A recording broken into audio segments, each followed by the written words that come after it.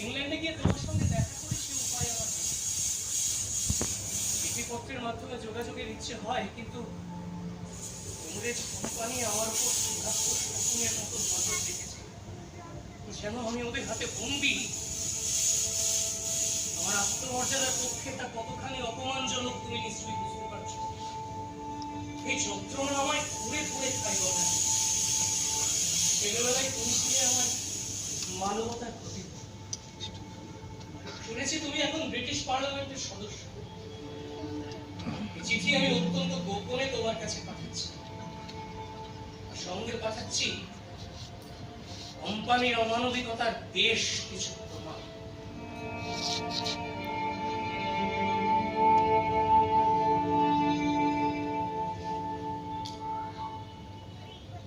আমি চাই তুমি ব্রিটিশ পার্লামেন্টে আমার বাংলা মায়ের স্বাধীনতার পক্ষে, দেশের স্বাধীনতার পক্ষে সওয়াল করো।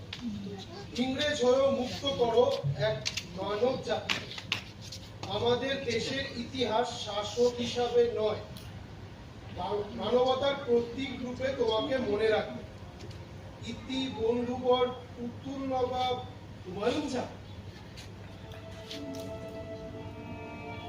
আমি লড়বো বন্ধু, আমি লড়বো, তবে তা শুধু তোমার আত্মমর্যাদার জন্য নয়।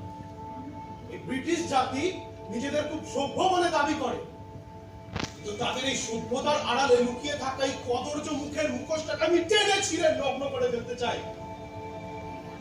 এটাই একজন সভ্য ব্রিটিশ হিসাবে আমার কর্তব্য।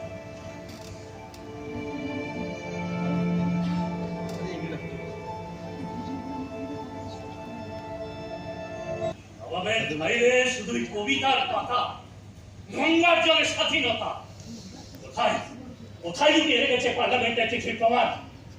আমরা তো একটা জলদস্যু, ডুবতে ডুবতেও শেকড় ছড়া। জলদস্যুকে ধরতে গেলে দরকার হয় তারই ডেকের লোক। নবাব মুঙ্গি, ঢাকার সেই ক্ষোভের টাইগার যে চেয়েছিল মুর্শিদাবাদের মসনদ, আজও তার লোকে নবাব মুঙ্গি, যে বাল শিকার হয়েছিল নিজেরই পরিবারের হাতে। Yes my lord. ওকে দাও আমাদের মাংস, ক্ষমতার ভূত।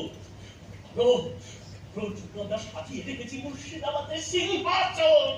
মাই লর্ড, সে কি লিখেছে দেখুন। লিখেছে রক্তের সম্পর্কের চাইতেও শক্তিশালী ক্ষমতার ক্ষুধা।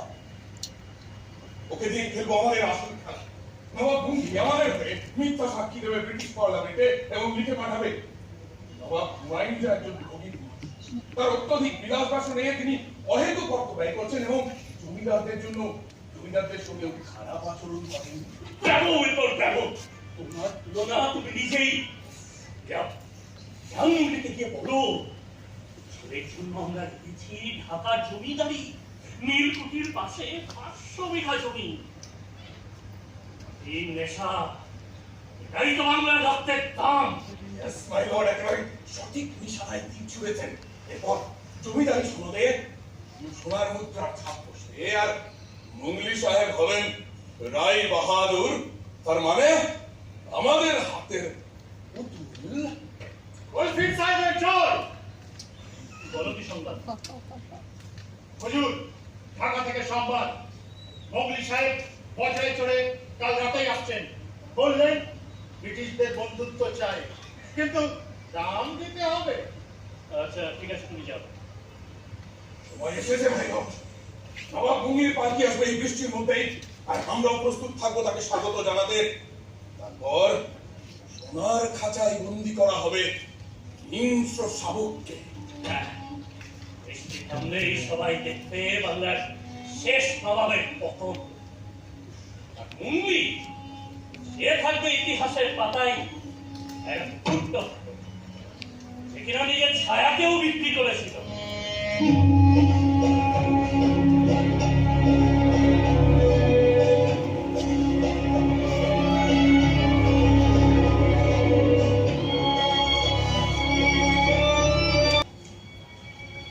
আমি নবাব হুমায়ুন। ইতিহাস জানি আমি জন্ম থেকে ইংরেজদের হাতের পুতুল, পুতুলই নবাব। কিন্তু তার জন্য কি আমি দায়ী ছিলাম? অথচ ইতিহাস জানে না সিরাজউদ্দৌলার মতো আমার চোখেও ছিল স্বপ্ন, স্বাধীনতার স্বপ্ন, আত্মমর্যাদার স্বপ্ন, কিন্তু অস্ত্রযুদ্ধ নয়। আমি আমার অধিকার রক্ষার লড়াই জিতে নিতে চাই বুদ্ধি দিয়ে, যুক্তি দিয়ে, তথ্য দিয়ে। দেখি সুসভ্যতার বড়াই করা ইংরেজ জাতি আমার অধিকার রক্ষার লড়াইকে মেনে নেয় কিনা। আমার বন্ধু ঘটে সে আজ ব্রিটিশ পার্লামেন্টে আমার হয়ে সওয়াল করছে। আজ ব্রিটিশ পার্লামেন্টে উঠুক বাংলার ঝড়। আজ পার্লামেন্টের এই অধিবেশনে আপনারাই স্পিকার। এই দেখুন এটি নবাব হুমায়ুন যার স্বাধীনতার ফরমান।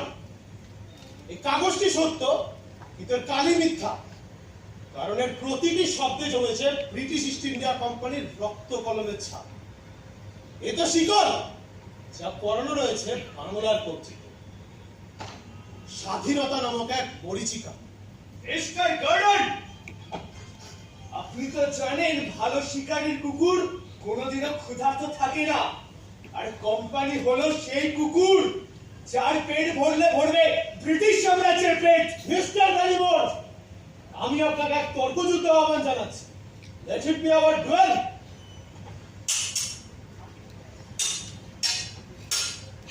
দেখুন এই নদীর জল ভাসছে বাংলার কপালের লাল, যা চুরি করে এনেছে কোম্পানির জাহাজ। নবাব হুমায়ুন দাস পরবাসী তার নিজ প্রাসাদে, আর তারই সিংহাসনের বিক্রি হচ্ছে লন্ডনের নিলামে। এই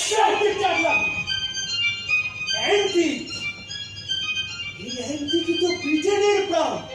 এই মুদ্রায় আছে ভিক্টোরি, কিন্তু রক্তে আছে পলাশ। কোম্পানি